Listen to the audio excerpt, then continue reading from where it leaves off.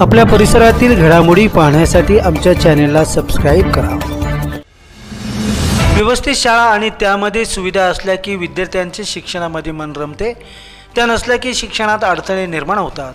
मुरबाड तालुक्यातील एका आदिवासी वस्तीत जिल्हा परिषदेची शाळा कोसळल्याने येथील विद्यार्थ्यांवर समाज मंदिरात शिक्षणाचे धडे गिरवण्याची वेळ ओढवली आहे।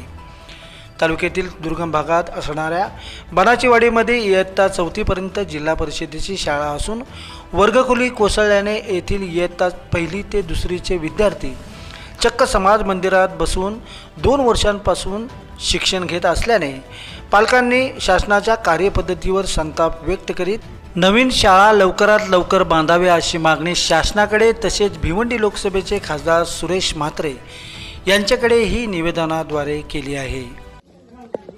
आज आपण जिल्हा परिषद शाळा बनाचवाडी येथे आलेला आहे आणि ही जुनी इमारत पूर्णपणे पडून गेलेले आहे। तर आपण थेट ग्रामस्थांशी बोलूया।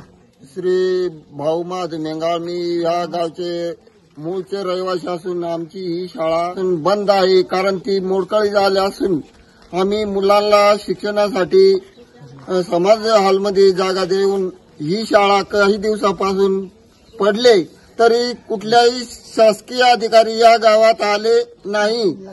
शासनाने आमच्या गावात येऊन शाळेची पाहणी करून शाळा मंजूर करून देण्याचे।